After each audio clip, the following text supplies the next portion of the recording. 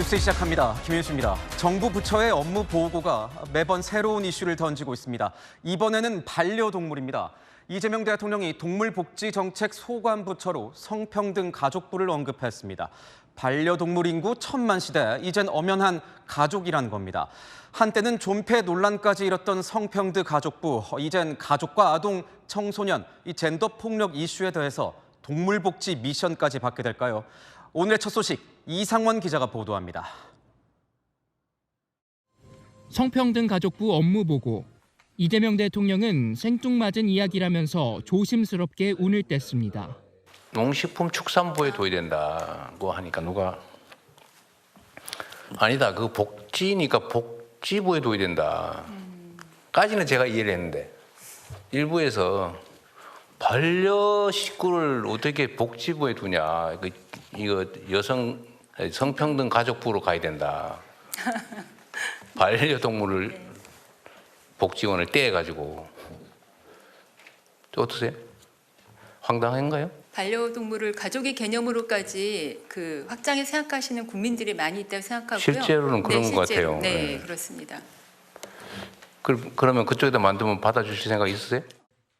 소, 돼지, 닭 같은 전통적 가축과 반려동물의 관리와 보호 정책을 농림축산식품부에서 모두 관장하고 있는데, 반려동물은 성평등 가족부에서 담당하는 게 어떻겠냐고 화두를 던진 겁니다. 반려동물까지 가면 그쪽에서 담당하는 것 자체를 분개하는 사람이 많이 생길 것 같아요. 하여튼 그런 어려움이 있습니다.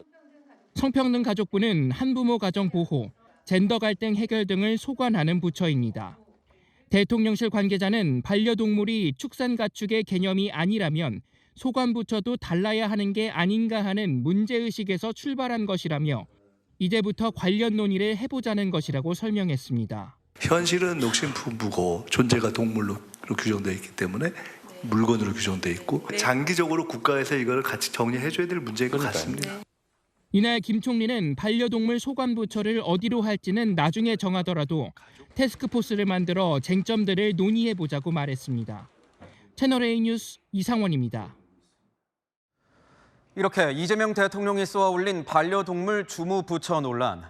이젠 강아지, 고양이도 가족이니 성평등 가족부에서 맞는 게 어떻냐는 이 대통령의 발언을 과연 우리 국민들은 어떻게 받아들일까요? 직접 물어봤습니다. 이어서 송채은 기자입니다.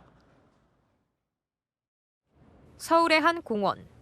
반려동물을 태운 소위 개모차를 끌고 산책하는 사람이 눈에 띕니다. 반려동물 가정 1000만 시대를 맞아 반려동물을 가족처럼 생각하는 사람도 늘었습니다. 일부 시민들은 이번 기회에 성평등 가족부가 반려동물을 담당하는 게 맞다는 의견을 내놨습니다. 저는 개인적으로 괜찮다고 봅니다. 우리 인간이 당연히 같이 가야 된다고 생각합니다. 반면 반려동물이 소중한 존재인 건 맞지만 과연 사람과 동격이 될 수 있냐는 반론도 만만치 않습니다.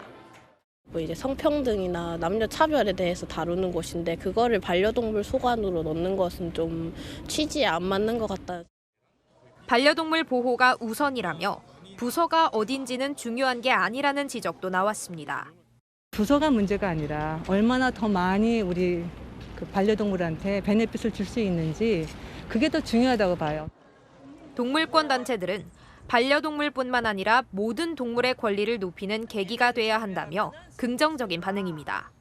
농림부에서 계속 해왔던 거를 다른 부서로 이관하자라는 이야기를 꺼낸 것 자체는 대단히 칭찬해 줄 만은 하죠. 성평등 가족부로 가는 것들도 특별히 반대할 이유는 없다 싶어요. 이 대통령의 지적에 대해 성평등 가족부는 종합적으로 검토할 필요가 있다는 취지로 이해했다며 조만간 관계 부처 논의가 이뤄질 것으로 보인다고 밝혔습니다. 채널A 뉴스 송채은입니다. 이재명 대통령은 범칙금 제도 개선 문제도 꺼내들었습니다. 같은 범죄를 저지르더라도 재산이나 소득 수준에 따라서 범칙금을 다르게 매기자는 겁니다. 그러니까 부자에겐 그만큼 범칙금을 더 많이 물려야 실제 제재 효과가 생긴다는 겁니다. 임종민 기자가 취재했습니다. 이재명 대통령은 법무부 업무보고에서 재산에 따른 범칙금의 차등부과 방식을 검토해보라고 지시했습니다. 교통범칙금을 내는데 5만 원, 10만 원 내면 서민들은 제재 효과가 있지만 예를 들면 일정한 재력이 되는 사람은 5만 원, 10만 원짜리 뭐 10장 받은 데 아무 상관없어서 다 막 위반한다는 거 아닌가요? 법무부는 검토하겠다고 밝혔습니다. 시민들 반응은 실질적인 처벌 효과가 있을 것이란 기대와 잘못한 일에 무게만큼 처벌받는 형평성에 어긋난다는 우려로 나뉩니다. 예전에 제가 아시는 분은 버스 전용 차로를 달리시더라고요. 그냥 그 돈 내고 가는 게 주말인데 그냥 더 빠르니까 그 돈이 아깝지 않다라는 얘기를 한 적이 있어요. 잘못한 일에 대해서 부자나 좀 경제적으로 힘든 사람들이나 그 무게는 똑같다고 생각을 해서 뭐 돈이 많다 그래서 범칙금을 더 많이 내야 된다는 건 오히려 형평성에 어긋나고 2017년 재산에 따라 교통범칙금을 차등 부과하자는 취지의 법안이 국회에 발의됐습니다. 당시 국회 행정안전위원회는 입법 취지는 타당하다고 밝혔습니다. 하지만 19대 국회에서 비슷한 법안이 위반자의 수입, 재산 수준을 조사하는 것이 어렵고 책임주의 원칙에 위배될 소지가 있다는 이유로 부결된 바 있다며 신중한 반응을 내비친 바 있습니다. 정부가 모든 국민의 실제 소득을 공정하고 투명하게 파악하고 있는지도 검토가 필요하다는 지적도 나옵니다.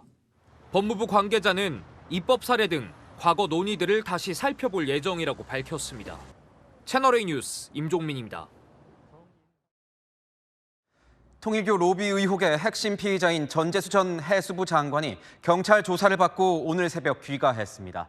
또 다른 피의자인 임종성 전 민주당 의원에 대한 소환 조사도 곧 이뤄질 것으로 보이는데요. 채널A 취재 결과 임 전 의원이 통일교 산하 경제단체에서 의장직을 맡았던 정황이 새롭게 포착됐습니다. 김지우 기자의 단독 보도입니다. 통일교로부터 금품을 받은 혐의로 입건된 임종성 더불어민주당 전 의원은 2018년 윤영호 전 통일교 세계본부장과 함께 기념사진을 찍었습니다. 이듬해에는 한학자 총재 딸 문모 씨와도 함께 기념사진을 찍었습니다. 국제 지도자 컨퍼런스 행사 소식지에 담긴 사진들입니다. 임 전 의원은 2021년엔 윤 전 본부장과 함께 축사자로 이름을 올렸습니다. 진짜 윤영호 씨를 잘 몰라요. 나는 좀 먼 쪽에서 찍었는데 그러다 보니까 잘 모르는 거죠. 그런데 2021년 이 행사 소식지는 임 전 의원을 세계평화경제인연합 의장으로 소개합니다. 임 전 의원이 의장을 한 줄도 몰랐다고 밝힌 세계평화국회의원연합과 또 다른 단체입니다. 근데 나는 의장한 걸 모르거든요. 저 세계적인 국회의원 연맹이라 그래가지고 여기 단체 가입 좀 했으면 좋겠다 해가지고 가입을 했고. 채널A는 임 전 의원이 통일교 경제단체 의장을 맡은 이유 등을 묻기 위해 수차례 연락했지만 답을 들을 수 없었습니다. 한편 경찰은 어제 전재수 전 장관을 상대로 14시간 동안 조사했습니다. 저는 통일교로부터 그 어떠한 금품 수수 없었다라는 말씀을 다시 한번 분명하게. 경찰은 전 장관을 추가 조사할지 검토할 계획입니다. 채널A 뉴스 김지우입니다. 네, 아는 기자 법조팀 유준 기자 나왔습니다. 자, 유 기자, 어제 한학자 통일교 총재 재판이 열렸습니다. 여기에서 이 통일교의 목표로 보이는 대목이 등장했다면서요. 네, 맞습니다. 어제 한학자 총재 재판에서 특검이 통일교 대륙회장 회의록이라는 걸 공개를 했는데요. 국회의원 공천권, 청와대 보좌진 입성이 우리 목표라면서 논의한 내용이 나온 겁니다. 또 정책, 투표수, 자금이 필요하다는 언급도 나왔습니다. 그런데 여기에 대권에 대한 언급도 있었다면서요. 네, 맞습니다. 윤영호 전 본부장을 비롯해서 통일교 고위 간부 11명이 참석한 자리였는데 2027년까지 가면 대권에 도전도 가능하지 않겠냐 이런 의견이 나왔습니다. 왜 대권까지 도전을 하려 했을까요? 어제 재판에 증인으로 나온 회의 참석자가 있는데요. 자기들이 세운 정책들이 국가 정책으로 이뤄지길 바란 것 같다면서 이유를 밝혔습니다. 최근 청탁 의혹이 불거진 한일 해저터널 사업이나 이 DMZ 세계평화공원 등 통일교 수건 사업을 추진하기 위한 걸로 풀이가 되고 있습니다. 그렇다면 이 회의를 한 시기도 중요할 것 같은데요. 네, 회의는 2021년 10월에 열렸습니다. 당시 20대 대선을 5개월 앞둔 시점이었는데요. 이때 1월, 2월 중에 선택을 해야 하는데 정말 신중하게 가야 한다 이런 대화가 오갔거든요. 특검은 이때부터 20대 대선 후보를 지지할 계획을 구상했다고 보고 있습니다. 보니까 이 통일교가 대선을 앞두고 여야 후보들에게 접근한 정황도 나왔어요. 네, 어제 재판에서 특검이 통일교 원로인 윤모 전 세계일보 부회장과 윤용호 전 세계본부장이 2021년 10일, 12월 나눈 메시지를 공개했는데요. 윤 전 부회장이 권성동 국민의힘 의원과의 만남을 주선하면서 오늘 미팅 잘 되면 Y와의 만남이 90능선으로 가까워진다 이렇게 말을 했고요. 윤석열 당선에 도움 주겠다고 하면 된다. 도움에 비례해서 전국구나 공천 요구도 가능하다. 이런 메시지를 보냈습니다. 특검은 이 Y를 윤석열 전 대통령으로 보고 있는데요. 윤 전 부회장은 본인의 꿈 얘기를 한 거다. 이렇게 선을 긋긴 했습니다. 앞서 윤 전 본부장 녹취록에서는 이재명 쪽도 직접 총장님을 뵙겠다고 연락이 왔다. 이런 내용이 나오기도 했는데요.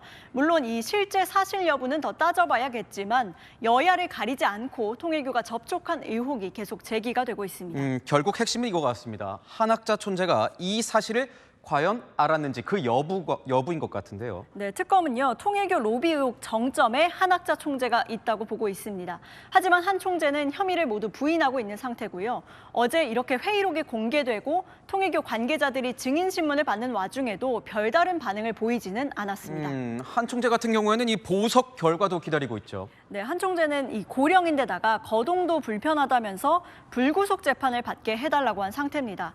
특검은 어제 한 총재 거동이 가능하다면서 자력으로 목욕하는 게 객관적 증거라고 추가 의견서를 제출했고요. 변호인 쪽에서는 구치소 방안에서는 휠체어를 탈 수가 없다. 또 샤워도 겨우 물을 끼얹는 정도라면서 반박했습니다.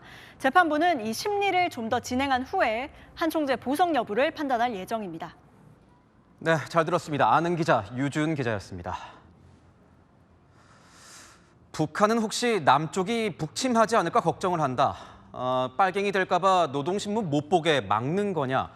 이재명 대통령이 업무 보고에서 꺼낸 북한 관련 발언들을 두고 여야 정치권에선 여진이 이어지고 있습니다. 국민의힘은 자유 대한민국에 대한 배신이라며 대통령을 향해 맹공을 퍼부었지만 오히려 민주당은 대한민국 민주주의와 체제에 대한 자신감의 표현이라고 반박했습니다. 최승현 기자의 보도입니다. 국민들한테 이거 못 보게 하는 이유는 뭐예요? 거기 꿰매 넘어갈까 봐? 선전전에 넘어가서 빨갱이 될까 봐? 그거 아닌가요, 원래? 예, 맞습니다. 어제 열린 통일부 업무보고. 이재명 대통령은 노동신문 등 북한 매체에 대한 접근 제한을 풀라고 주문했습니다. 오히려 북한의 실상을 정확하게 알 수 있다는 이유였습니다. 근데 그럴 가능성이 있어요. 저는 오히려 북한의 실상을 정확하게 이해해서 야, 저러면 안 되겠구나 생각하는 계기가 되지 않을까 싶은데. 국민의힘은 국가 안보를 담보로 한 위험한 도박이라고 날을 세웠습니다. 박성훈 대변인은 북한의 치밀한 심리전과 이적 행위로부터 국가 공동체를 보호하기 위한 최소한의 예방 조치이자 물리적 방어선이라고 강조했습니다. 이는 북한 체제 선전과 김씨 일가 우상화를 목적으로 제작된 적성 매체를 아무런 경계 없이 우리 사회 안방까지 들이자는 발상입니다.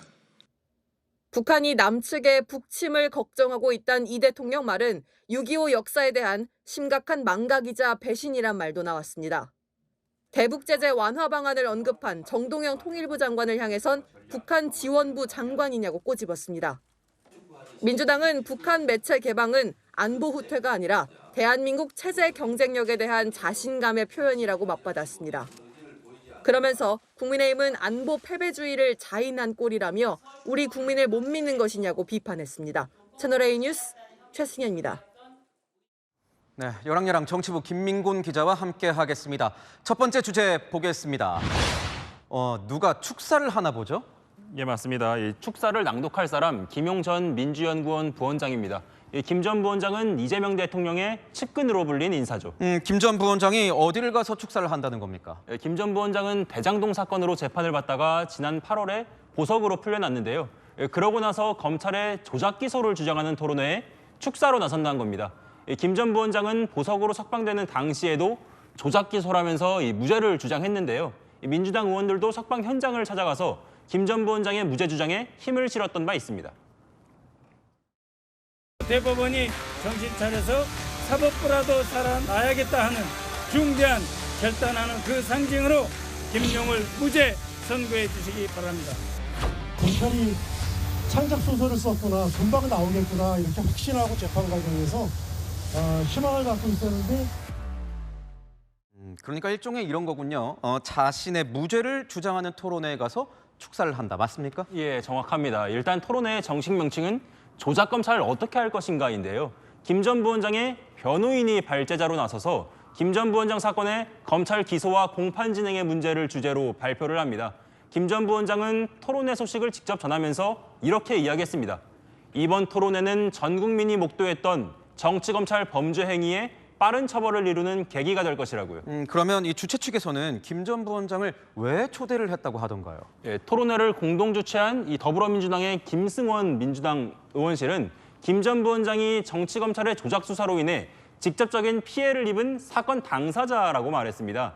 예, 그러면서 김 전 부원장 사건을 통해 드러난 수사, 기소, 공판 이 전반의 구조적인 문제를 지적할 예정이라고 밝혔습니다. 그러니까 법원에서 현재 1, 2심 유죄를 받은 상황인데 선고를 받았는데 검찰 수사와 기소를 문제를 삼고 있는 걸로 보입니다. 그렇다면 야당에서는 어떤 반응을 보이고 있습니까? 야당에서도 바로 반응을 내보였는데요. 이 최수진 원내 수석 대변인은 본인의 잣대로 법을 재단하지 말고 죄를 지었으면 자숙하는 게 맞지 않느냐.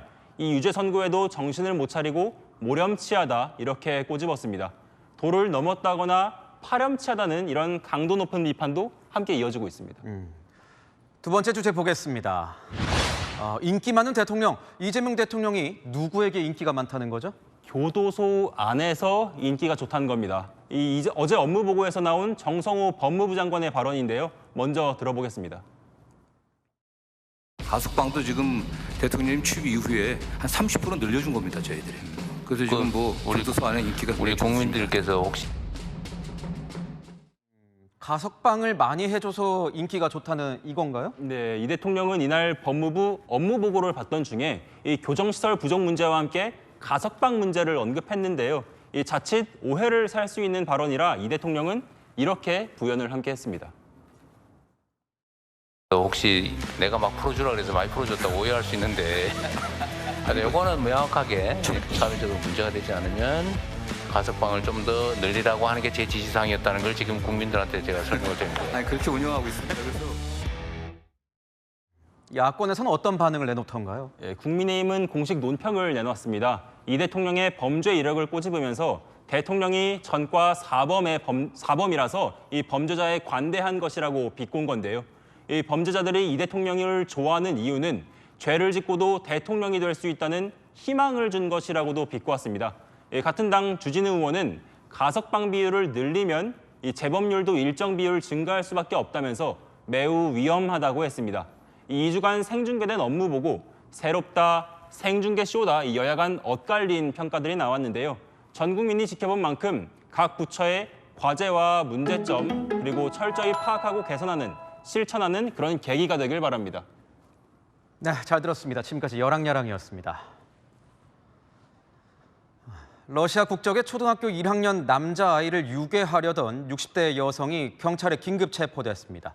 그런데 잡고 보니 이 여성도 러시아 사람이었습니다. 사건이 일어난 현장부터 가보겠습니다. 김민환 기자의 단독 보도입니다.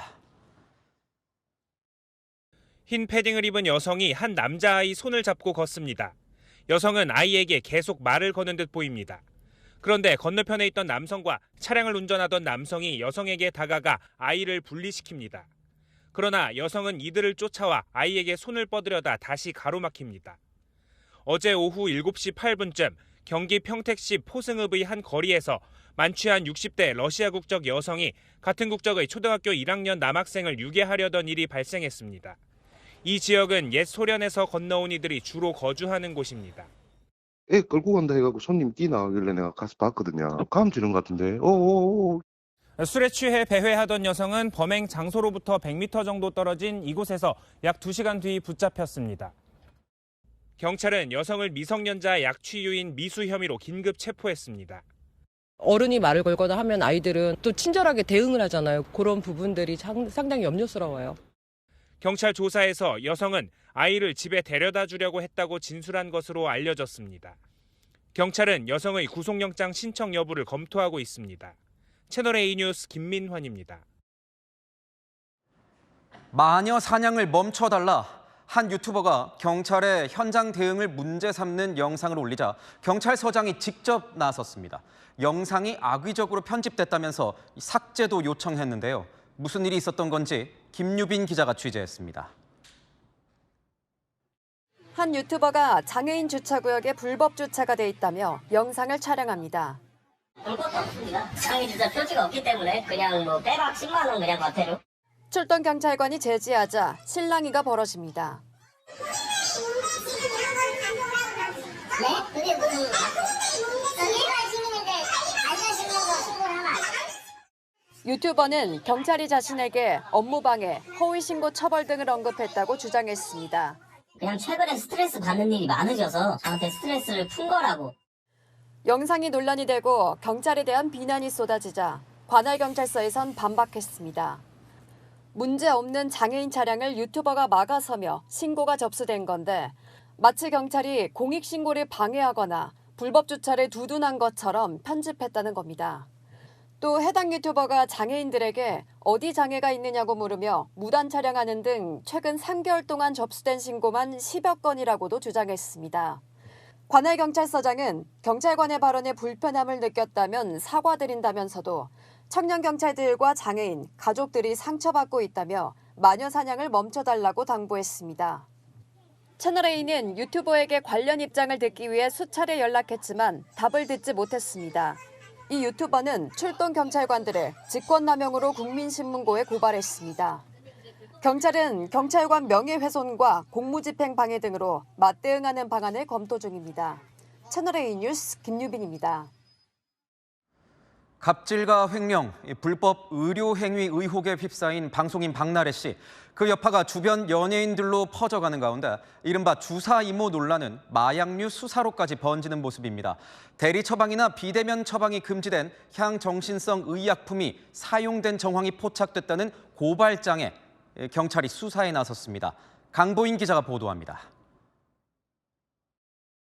유명 유튜버 입짧은 햇님 김미경 씨가 일명 주사 이모 씨에게 불법으로 다이어트 약물 등을 처방받은 의혹이 있다며 한 시민이 쓴 글입니다. 경찰은 관련 고발장을 접수해 김 씨를 마약류관리법 위반 혐의로 조사에 착수했습니다. 방송인 박나래 씨 역시 마약류관리법 위반 혐의로 지난 8일 고발돼 경찰 수사가 진행된 상태입니다. 박 씨 전 매니저는 지난달까지 박 씨가 처방받은 약이라며 사진을 공개했습니다. 펜타민 계열의 향정신성 약물, 이른바 나비약으로 추정된다는 관측이 누리꾼들 사이에서 나오고 있습니다. 보통은 신경정신과, 그러니까 정신건강의학과에서 주로 처방하는 약인데 그러니까 부작용 중에 하나가 살이 빠지는 거여서 원래는 그렇게 쓰면 안 되는 약이죠. 박 씨의 전 매니저 측은 박 씨가 적어도 2년 전부터 약을 복용한 걸로 보인다며 주사 이모가 갖다 주거나 퀵서비스 등을 통해 전달했다고 설명했습니다. 경찰은 조만간 사건 당사자들을 불러 조사할 계획입니다. 채널A 뉴스 강보인입니다. 대구에서 수입 SUV 차량과 시내버스가 충돌했습니다. 운전자와 승객을 포함해 13명이 크고 작은 부상을 입었습니다. 공국진 기자가 보도합니다. 앞부분이 크게 부서진 포르쉐 SUV 차량과 버스가 서 있습니다. 현장에 출동한 소방차들도 보입니다. 포르쉐 SUV 차량과 시내버스가 충돌하는 사고가 난 건 오후 12시 20분쯤입니다. 같이 부러졌으니까 엄청 심했죠. 진짜 큰 사고가 났구나라고 느꼈죠. 구급대가 와서 다 이제 사람들은 다 실어서 갔던 것 같아요. SUV 운전자 등 13명이 크고 작은 부상을 당해 병원으로 옮겨졌습니다. 부서진 차량들이 도로를 점령했습니다. 사거리는 차량들이 뒤엉켜 아수라장이 됐습니다. 어제 오후 5시 37분쯤 서울 강남구청역 사거리에서 시내버스가 돌진하며 차량 9대를 잇따라 들이받는 사고가 났습니다. 헬라는 소리도 들렸고 이게 버스가 급격히 정지하는 소리도 들렸고 이 사고로 6명이 다쳤고 퇴근 시간과 겹쳐 극심한 교통체증이 빚어졌습니다. 사고를 낸 60대 버스기사는 음주 상태는 아닌 것으로 파악됐습니다.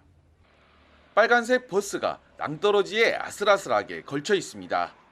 어젯밤 9시 15분쯤 호텔 주차장에 있던 45인승 관광버스가 뒤로 밀리면서 난간을 뚫고 4m 아래로 추락했습니다. 사이드 브레이크를 안 씌우고 청소를 했나 봐요. 승객을 모두 내린 뒤여서 인명피해는 없었습니다. 오전 5시 47분쯤 대전 유성구 도로에서 집안이 침하되면서 출동 중이던 소방차 앞바퀴가 빠졌습니다. 다행히 인명피해는 없었습니다. 경찰은 노상수도관이 파손되면서 집안이 약해져 땅꺼짐이 발생한 것으로 보고 있습니다. 대전시는 조만간 복구 작업을 진행할 예정입니다. 채널A 뉴스 공국진입니다. 트럼프 미국 대통령 요즘 자신의 이름을 남기는데 여념이 없습니다. 미국을 대표하는 공연장 존 F 케네디 센터의 이름이 트럼프 케네디 센터로 바뀌었습니다. 풋볼 경기장과 국제공항에도 트럼프 대통령 이름이 새겨질 수 있다는데 이러다가 미국의 수도 워싱턴 DC마저 트럼프 DC로 바뀌는 건 아닌지 모르겠습니다. 워싱턴에서 최주연 특파원이 전합니다. 워싱턴 DC 대표 공연장 케네디 센터에 푸른색 천막과 함께 사다리차가 등장했습니다. 작업자들이 구멍을 뚫고 글자를 하나하나 고정합니다. 주 방위군까지 나서 현장을 지킵니다. 잠시 후 천막을 걷어내자 트럼프 대통령 이름이 보입니다.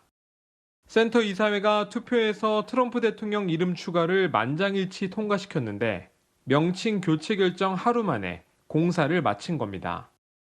센터의 이름은 트럼프 케네디 센터가 됐습니다. And I was surprised by it. I was honored by it. And the Kennedy Center is really back strongly. 센터는 미 연방의회가 1963년 케네디 전 대통령 암살 추모의 뜻을 담아 설립됐습니다. 심지어 트럼프의 이름 위치가 케네디 이름보다 더 위에 있습니다. 일부 시민들은 센터를 모독했다며 반발했습니다. This is a desecration of this building. I will not live here with that man's name on this building. 야당에서도 의회 승인 없는 명칭 변경은 법률 위반이라며 비판의 목소리가 제기됩니다. 이런 상황 속에서도 트럼프 대통령은 지역을 돌며 성과를 홍보하는 데 주력하고 있습니다. 미국 현지 매체들은 케네디 가문이 센터 설립 의미를 훼손한 이유 등으로 트럼프 행정부를 상대로 명칭 변경 무효 소송을 제기할 가능성도 있다고 보도했습니다. 워싱턴에서 채널A 뉴스 최주연입니다.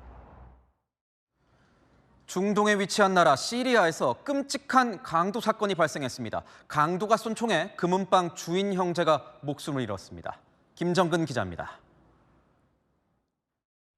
복면을 쓴 괴한 2명이 총기를 들고 들어와 금은방을 급습합니다. 가게 주인이 바닥에 주저앉자 가까이 다가가 총을 겨눕니다. 한 명이 가게를 뒤지는 동안 다른 한 명은 가게 바깥에서 망을 보다 외부 CCTV를 발견하고 총을 쏩니다. 현지 시각 어제 2인조 무장 강도가 시리아 알레포 지역의 한 금은방을 습격했습니다. 금은방을 운영하던 형제는 현장에서 숨졌습니다. 현지 당국은 금품을 노린 범죄로 보고 무장 강도 일당을 추적 중입니다. 덤프트럭 한 대가 도로를 질주합니다.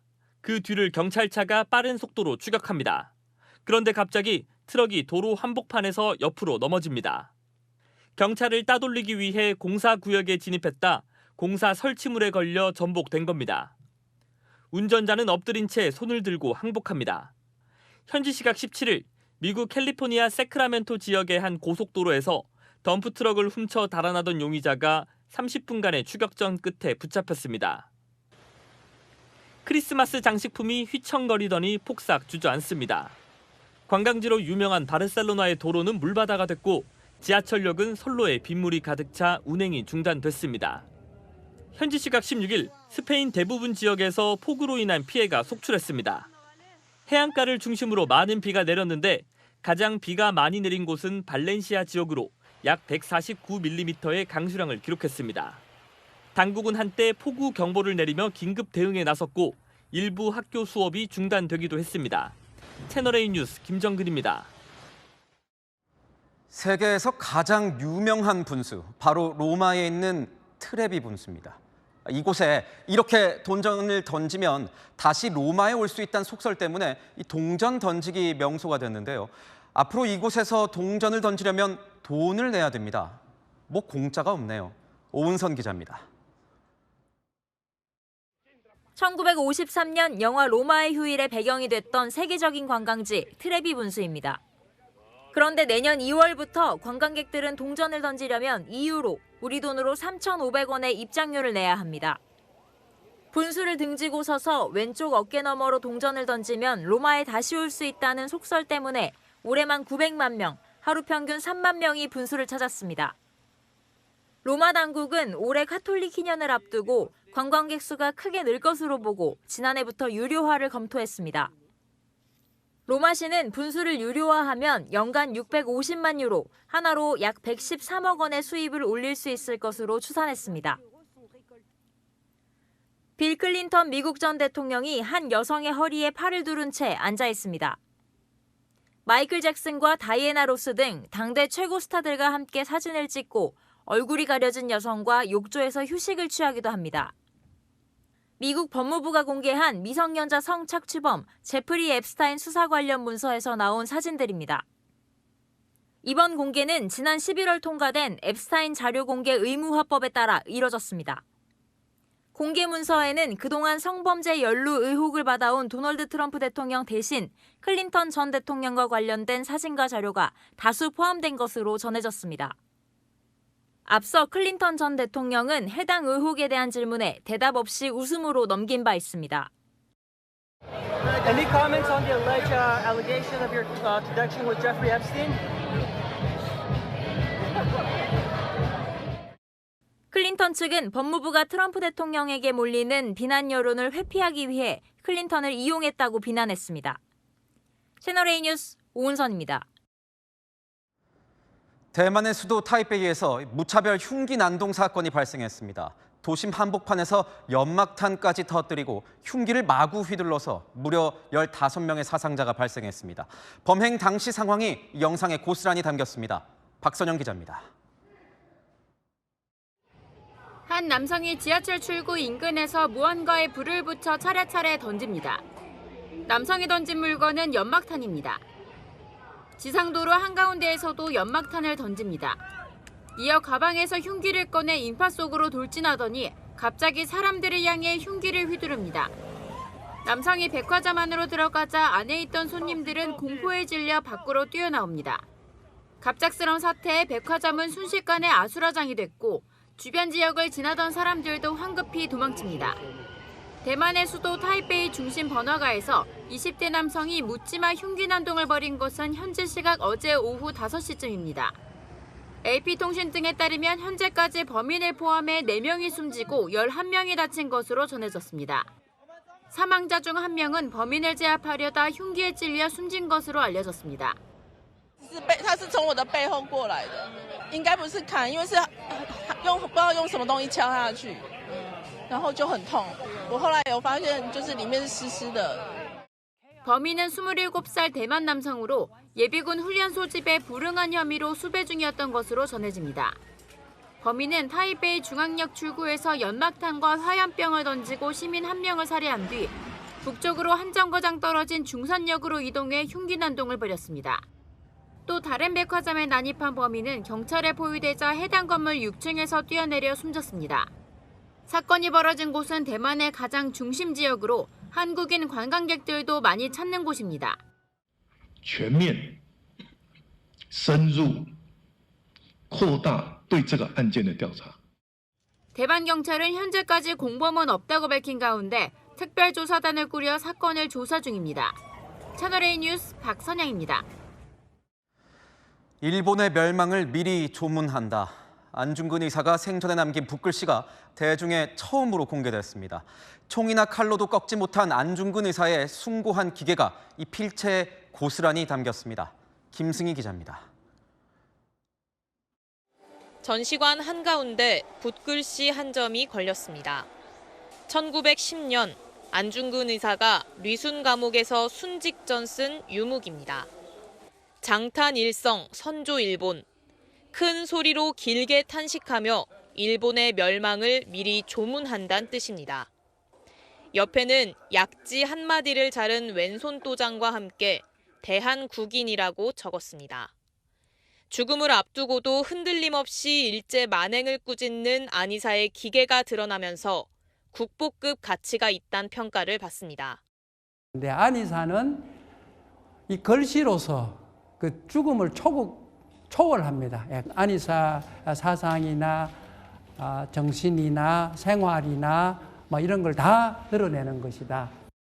안이사는 일본 재판부, 관동 도독부의 고위 관료에게 이 글씨를 건넸고 후손이 대대로 보관해온 것으로 알려집니다. 올해 광복 80주년을 맞아 경기도의 설득 끝에 국내로 반환됐습니다. 115년 만에 처음으로 공개된 유목엔 많은 관람객들이 몰렸습니다. 글씨 보니까 또 찡하기도 하고 되게 젊은 나이 때 저 글씨를 쓰셨다고 하니까 뜻깊은 거였고 독립을 위해서 그렇게 마음을 그렇게 썼을 수 있나? 참 대단하신 분이다 느꼈습니다. 경기도는 내년 4월까지 안이사의 유목 등을 공개합니다. 채널A 뉴스 김승입니다. 윤석열 전 대통령이 김건희 특검에 처음으로 출석했습니다. 조금 전 조사가 끝났는데요. 김건희 여사의 금품 수수 정황을 알고 있었는지에 조사가 집중됐습니다. 왜 그런 건지 정현주 기자가 취재했습니다. 김건희 특검팀에 첫 출석한 윤석열 전 대통령. 특검은 정치자금법 위반, 뇌물, 허위사실 공표 등 6개 혐의를 조사한 것으로 전해졌습니다. 특검은 오전엔 명태균 씨의 무상 여론조사 제공 의혹과 김상민 전 부장검사의 공천 청탁 의혹을 조사한 걸로 전해졌습니다. 오후부터는 이봉관 서희건설 회장, 이배용 전 국가교육위원장으로부터 받은 고가 금품 등에 대해 조사한 걸로 알려졌습니다. 윤 전 대통령은 진술을 거부하지는 않은 것으로 전해졌습니다. 오늘 조사에서는 윤 전 대통령이 김건희 여사의 금품 수수 정황을 알았는지 여부가 핵심 쟁점입니다. 특검은 2023년 3월 김기현 의원이 일본 순방을 다녀온 김건희 여사에게 아내가 구매한 로저 비비의 가방을 건넨 것으로 보고 있는데 윤 전 대통령 측은 몰랐다는 입장입니다. 김건희 여사 귀금속 수수 사실은 인지하고 있으셨나요? 전혀 인지하지 못했습니다. 로저 비비의 그런 거 인지하지 못했습니다. 김 여사는 공직자는 아니었지만 윤 전 대통령이 금품 수수 정황을 인지했다면 김 여사에게도 뇌물 혐의 적용이 가능해집니다. 뇌물죄는 수수액이 1억 원이 넘으면 무기징역이나 10년 이상 징역형을 선고받는 무거운 혐의입니다. 채널A 뉴스 정현주입니다. 어린 자녀를 둔 시청자분들께서는 잠시 자녀의 시선을 다른 곳으로 돌려주십시오. 됐습니까? 지금부터 밝혀지게 될 이 괴문서의 정체 때문인데요. 크리스마스를 앞두고 아파트 단지에 떡하니 붙은 이 암호 같은 글, 과연 무슨 내용일까요? 배영진 기자가 취재했습니다. 아파트 엘리베이터에 안내문이 붙었습니다. 그런데 내용이 이상합니다.